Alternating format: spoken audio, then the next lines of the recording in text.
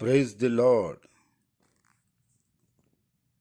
ఈరోజు మీ కొరకు దేవుని వాగ్దానం. మీ అందరికీ ప్రభు నామములో వందనాలు తెలియజేస్తున్నాను. మీరు తెలియజేస్తున్న మీ సమస్యలన్నిటి కొరకు నేను ప్రార్థన చేస్తున్నాను. తప్పకుండా దేవుడు మిమ్మల్ని దీవించి ఆశీర్వదిస్తాడు. ఈ యొక్క సందేశం మీకు ఆశీర్వాదకరంగా ఉన్నట్లయితే లైక్ చేయండి, కామెంట్ చేయండి, షేర్ చేయండి. ఈ ఛానల్ని సబ్స్క్రైబ్ చేసుకోండి. ఈరోజు వాగ్దానం మొదటి సమూయేలు గ్రంథము 26వ అధ్యాయము 25వ వచనం.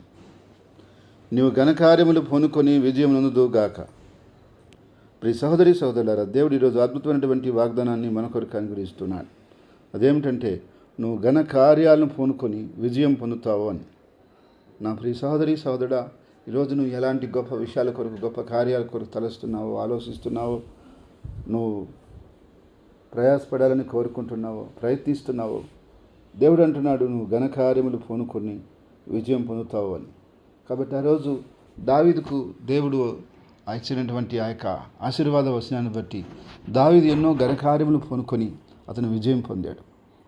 గొల్యాతుని యుద్ధం చేయటం అనేది సామాన్య విషయం కాదు. అయితే గొల్యాతుతో యుద్ధం చేసి ఆయన గొప్ప విజయాన్ని పొంది ఆ దినం నుంచి అతని జీవితంలో గొప్ప టర్నింగ్ అనేది జరిగింది. కాబట్టి ఈరోజు కూడా నీవు జీవితంలో ఘనకార్యములు పూనుకొని గొప్ప విజయం పొందుతావని దేవుడు అంటున్నాడు.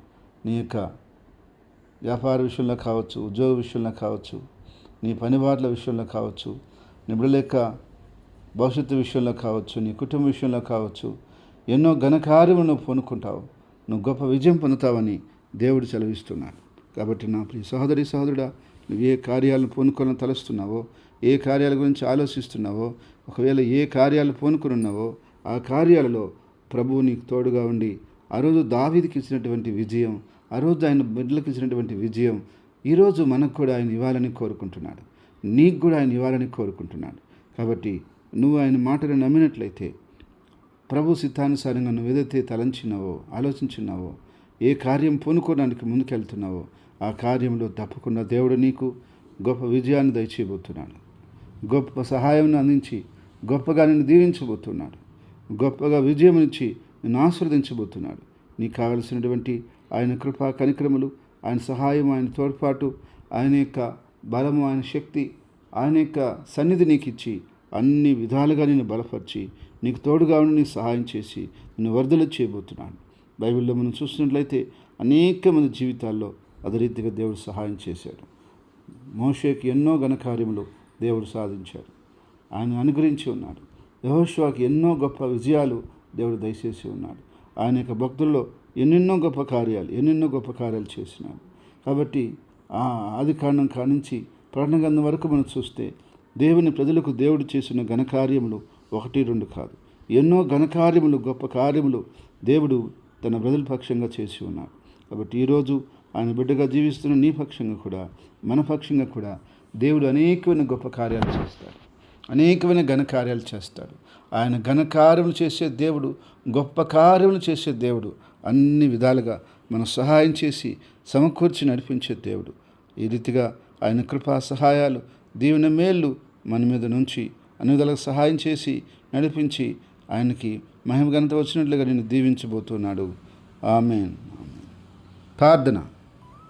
ప్రేమగల తండ్రి, పరిశుద్ధమైన దేవాన్ని స్తోత్రాలు చెల్లిస్తున్నాం నాయన. ఈ మాటలు వింటున్న ప్రతి బిడ్డని, ప్రతి కుటుంబాన్ని, ప్రతి ఒక్కరిని ఆయన నీ కృపతో నింపండి ప్రభా. నీ బిడ్డలు ఏ ఘనకార్యాలు పొనుకోబోతున్నారు ఆ విషయాల్లో నువ్వు తోడుగా ఉండి నష్టం లేకుండా ఆయన విజయం దయచేయండి. ఘన కార్యములు అయ్యా నీ బిడ్డలకు విజయం దయచేయమని, గొప్ప కార్యాలు సాధించడానికి నువ్వు తోడు నడిపించమని, సహాయం చేయమని, వర్ధలు చేయమని, కృప చూపించమని, కార్యాలు నెరవేర్చమని, నీకు మహిమ ఘనత ప్రభావాలు తెచ్చుకోమని, అన్ని విధాలుగా నీ నామానికి అత్యంత ఘనత ప్రభావాలు తెచ్చుకుంటారని.